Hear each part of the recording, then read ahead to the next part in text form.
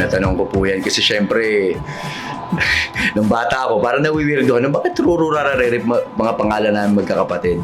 Sinabi nga ng magulang ko sa akin na parang daw pagkakakain, mas madali daw tawagin.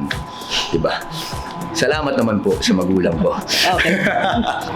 Yes, alam ko ang meaning behind my name. Ang alam ko, ang Maria is of course the traditional Maria in the family. Isadora means brave and Bianca means white. Maria Isadora Bianca. Sabi ng nanay ko, she named me Christian Joseph Morata Bautista. And then because she wants and expects me to be a good Christian someday, and sabi ng lolo ko, you better be sure that he does. So sana I'm living up to the name. Kaya siya naging Rita kasi sakto napanganak ako sa feast day ni Saint Rita. Malapit kami sa Saint Rita Village.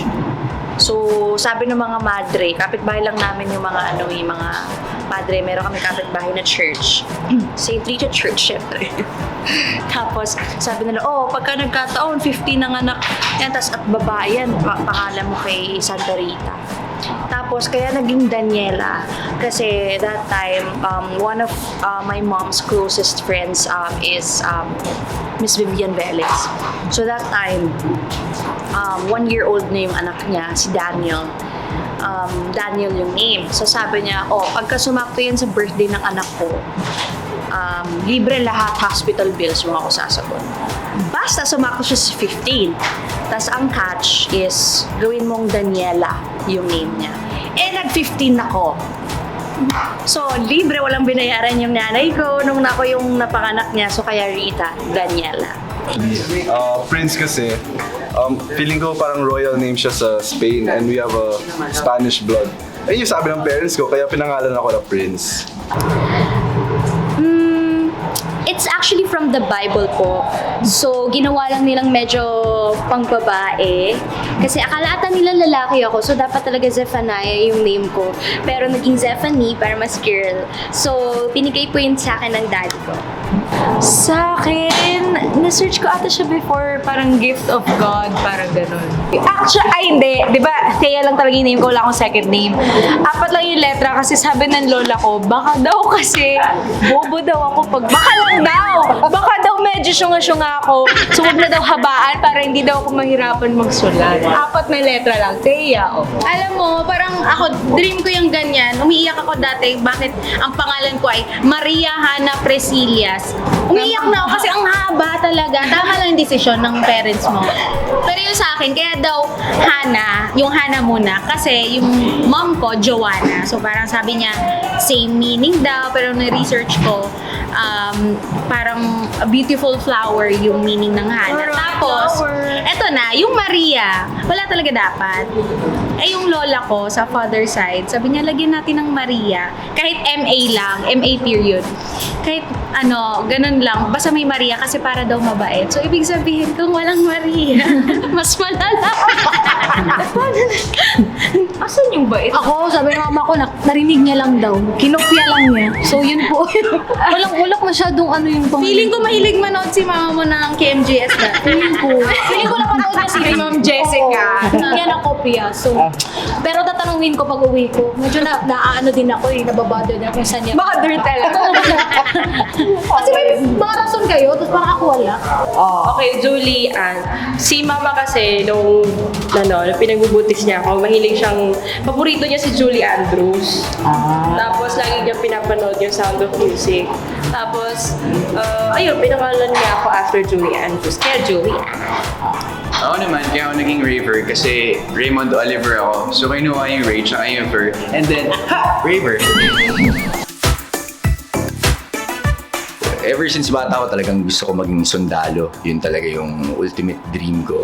Pero dahil lang nanay ko po taga Zamboanga, alam po niya yung buhay ng mga militar. So sabi niya sa akin, naku anak, huwag na, hindi ko kaya mawalan ng anak na lalaki. So yun, syempre sinunod ko yung nanay ko. Childhood dream ko yung siguro yung magkaroon ng sariling pamilya. Yun talaga ever since. Hindi siya profession, hindi siya... I think it's because of my childhood experiences as well na ang pinangarap ko talaga ay magkaroon ng makapagbigay ng buhay sa ibang tao. To be a superstar, yun na talaga yung dream. My childhood dream is to become a professional basketball player. Pero ngayon, feeling ko gusto ko maging magaling na artista. Childhood dream ko po maging cashier. Pangarap ko talaga yun nung bata ako kasi tuwan-tuwa ako sa mga cashier yung nagagano, toot, toot, toot, ganyan. Ako, dalawa yung naging interest ko dati. Yung interior designing. Well, until now, naging ano na rin siya, parang pag pastime, nag-edit-edit ako sa phone. Tapos yung isa is mag-dress up naman sa mga dolls ko. So, ngayon, na-apply ko rin sa sarili ko na nag-dress up ako. Ganun. Ikaw naman po, madam. Ako talaga nurse. Nurse talaga gusto ko. Gusto kong mag-alaga-alaga ba dati. Pero wala, di namin afford before eh. Nurse, kaya nag-teacher na lang ako. So, Pero singer na ngayon. Pero wala. Sorry, talented. When I was young, I really wanted to be a baker kasi meron panadero sa tapat namin, ang bango ng tinapay. At hanggang ngayon, favorite ko pa rin ang tinapay. Marami akong pangarap ng bata. Okay, pangarap ko dati maging chef, pero actually, gusto ko lang talaga na maging happy with, of course, ako and my family. But since I've been singing my whole life, I think it's always been my dream to be on stage and to share my talent to everyone. Ako, my childhood dream, ako gusto ko maging astronaut nung bata ako. Oo, kasi gusto ko makapunta ng space spacewalking. Ako, childhood dream ko na maging isang professional basketball player, tapos maglaro sa NBA alongside sila LeBron James and Kobe Bryant. Pero syempre, dream lang naman yun. Isa ko pang dream, gusto ko sana maging piloto noon. Pero nakita siguro na magulang ko na mas marunong pala ako sumayaw. So, dito ako ngayon sa ATM.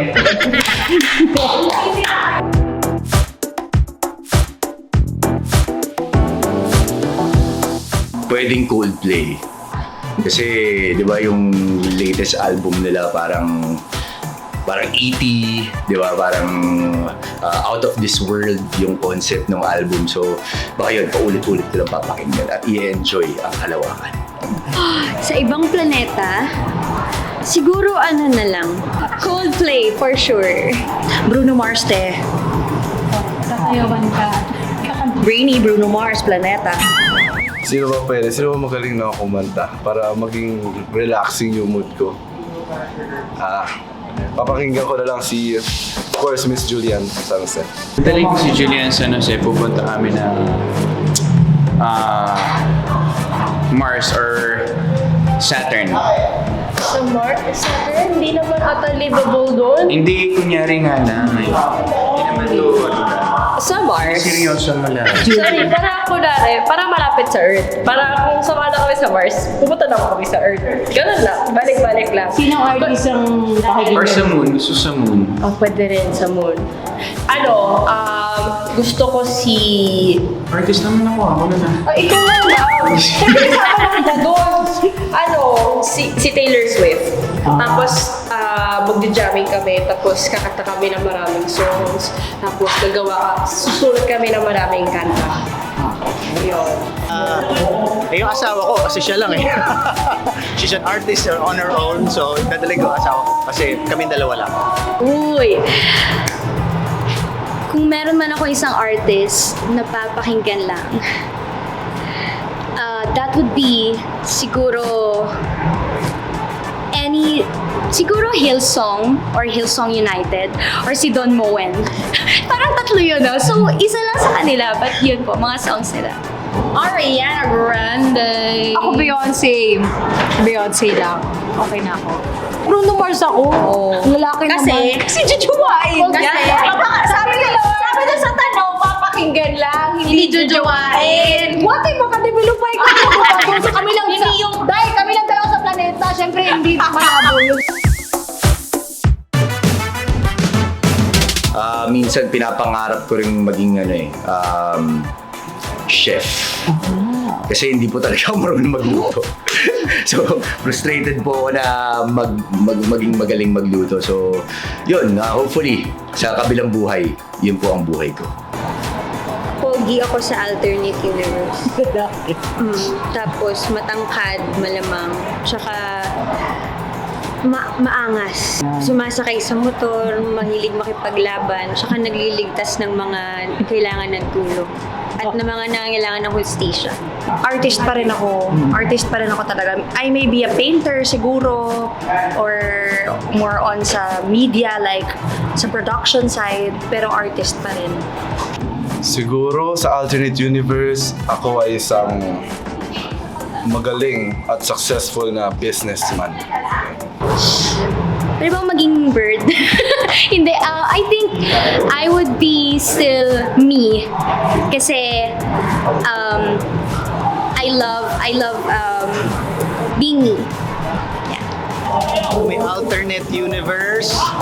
Ako pa rin si Christian Bautista, kung sino pa rin po ako ngayon. Because I'm just thankful for every blessing that I have. Sa ibang mundo, ako si John Muir. Ako ay kung sa alternate universe, baka lawyer ako or Pwede. a businesswoman. Anak ako ni Henry C. Anak siya ni Henry C. Ari na kami. Okay, kung yung kapatid mo. Ay, hindi! Kapatid! Pinsan! Yun po. Mommy. Yun kami. Parang pwede mommy ka namin. Ganun. Para gano'n na lang po. Para madali na lang po. Dog person. Dog and cat. Actually, dogs pala meron ako ngayon. I have been wanting to get a cat pero ayaw ko payagan ni Ruru. Dog. I'm a dog person. I'm dog. Ako both. Dog. Dog. Both. I'm a dog person, but we have a cat. So, a pet person. Dog. Oh, dog ako. Pero sometimes,